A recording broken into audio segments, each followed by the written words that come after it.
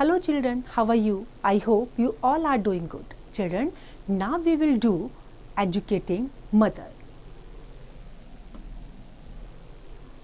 It all started when my mother asked me to tell the children a story. I cleared my throat and began. Long ago. How long ago? Squeaked my 3-year-old nephew Adi. Nephew कहते हैं जो अपनी sister का बेटा या brother का बेटा हो.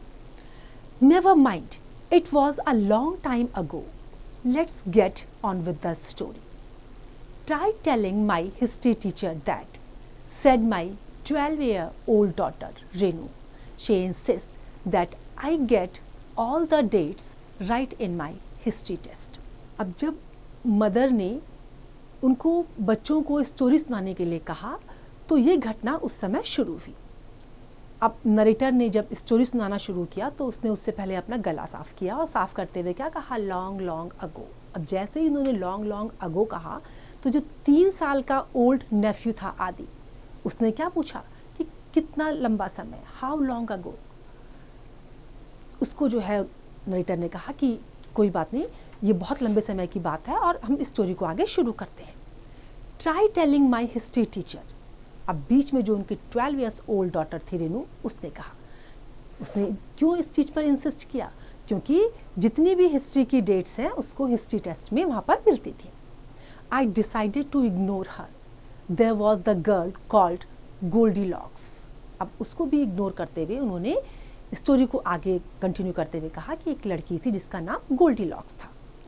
The names parents come up with, मटर्ड Renu. Thank God you didn't choose to call me long nose or saucer eyes. अब जब गोल्डीलॉक्स का नाम सुना तो रेनू को थोड़ा सा अटपटा सा वो नाम लगा. उसने बड़बड़ाते हुए क्या कहा कि इस तरह का नेम जो है पेरेंट्स ने दिया है, और साथ में भगवान को थैंक्स किया कि उसके पेरेंट्स ने उसको लॉन्ग नोज या सॉसर आइज जैसा नाम नहीं दिया. Goldilocks decided to go for a long walk. I continued. Did she have a weight problem? asked my 4-year-old Venkat. अब जब उन्होंने आगे कंटिन्यू करते हुए कहा कि गोल्डीलॉक ने जो है एक लंबा वॉक पे जाने का डिसाइड किया, तो जो उनका 4 साल का जो ओल्ड वेंकट था उसने क्या कहा कि क्या उसको वेट की प्रॉब्लम थी? वॉक पे जा रहा है तो इसका मतलब वेट की प्रॉब्लम होगी. No, she didn't. She went for a long walk and straight into the forest. Soon she discovered that she was lost. नहीं, उसको वेट प्रॉब्लम नहीं थी. वो जंगल में घूमने के लिए ऐसे ही निकली थी और उसको क्या, जब जंगल में वो आगे तक चली गई तो उसको लगा कि वो शायद रास्ता भूल गई है. If she had had a cell phone, she could have called her mother, said my 6-year-old niece Jaya. अब जो 6 साल की जया थी उसने क्या कहा कि अगर उसके पास सेल फोन होता तो वो उससे अपनी मम्मी को कॉल कर लेती. Don't be stupid. They had no cell phones in those days, said Renu. Oh, so it was that long ago, exclaimed Jaya, as if the pre-cell phone era belonged to the antediluvian days. अब इस तरीके से उसने आश्चर्य दिखाया कि जैसे वो जो सेल फोन थे वो एंटीडिलुवियन डेज को बिलोंग करते थे. The poor thing came to a cottage that belonged to 3 bears. She was so hungry that she made straight for the dining room. There, on a table, were 3 cups of porridge. She had a sip from Father Bear's cup. It was too hot. Mother Bear's porridge was too cold, but the porridge in Baby Bear's cup was just right. So she drank the Baby Bear's porridge. अब वो कहाँ पर आई? एक cottage में आई जो 3 bears की cottage थी. अब उसको बहुत वहाँ पर भूख लग रही थी तो वो डाइनिंग रूम में जब आई तो टेबल के ऊपर 3 पॉरेज के कप्स रखे हुए थे. एक फादर के लिए, एक मदर के लिए और बेबी के लिए.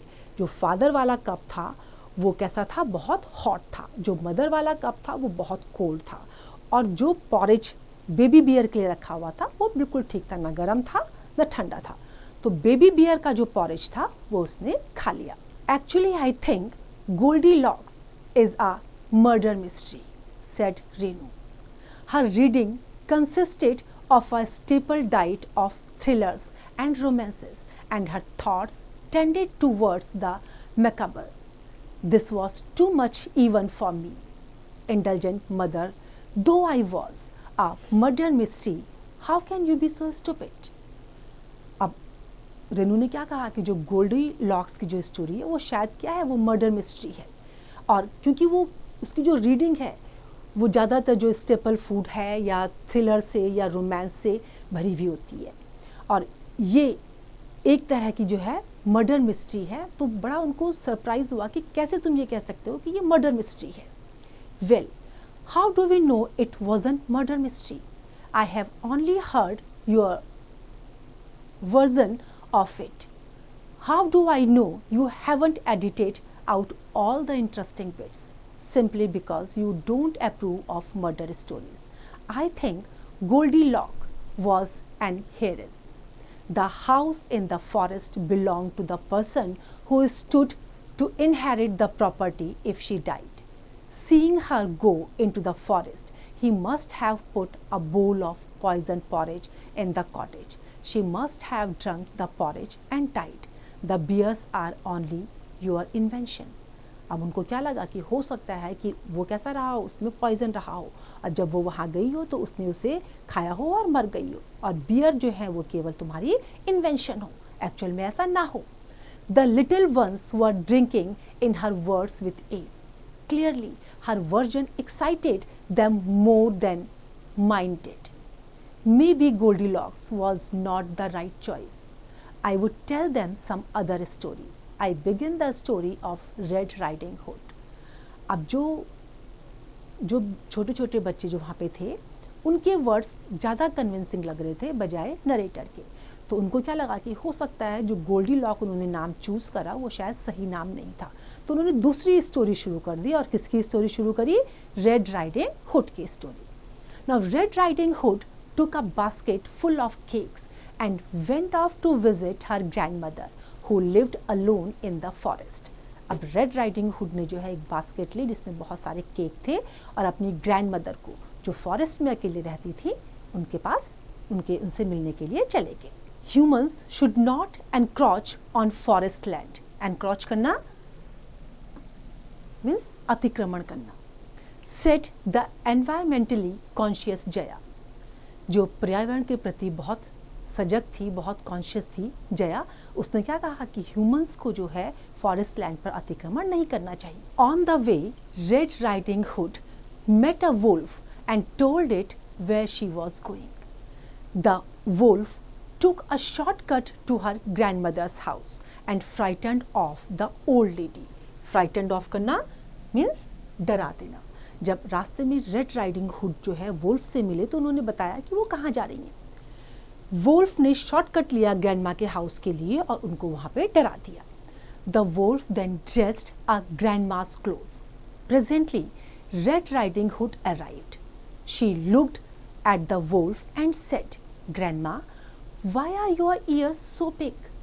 Renu snorted. If one of us had mistaken a wolf for Grandma, we had have been eaten by Grandma, even if the wolf had spared us. अब जब वहाँ रेड राइडिंग हुड के से पहले ही जो है वोल्फ वहाँ पहुँच गया था और ग्रैनी को उसने डरा करके क्या करा, उनके कपड़े पहन लिए. तो जब रेड राइडिंग हुड वहाँ पर पहुँची तो उनको जब उन्होंने वोल्फ को देखा तो उन्होंने उसको अपनी ग्रैंडमा समझा और क्या कहा कि ग्रैंडमा आपके जो कान हैं वो इतने बड़े बड़े क्यों हैं. तो उसी के बीच में रेनू ने उस स्टोरी के बारे में तो कुछ नहीं बोला. उसने क्या कहा कि अगर हम में से किसी एक ने ग्रैंडमा को इस तरीके से लिया होता, वोल्फ की तरह से लिया होता, तो क्या होता कि वोल्फ तो शायद हमें छोड़ देता लेकिन ग्रैंडमा हमें खा जाती अच्छे से. Even the youngest was shaking his head in disbelief. Disbelief means जैसे विश्वास नहीं हो रहा था इस बात पे. जो सबसे यंगेस्ट था उनमें से वो भी जो है अस्वीकृति अपनी दिखा रहा था. Grandmas don't look like wolves, do they? He asked. My mother was watching me carefully. I could sense an air of hostility gathering against me.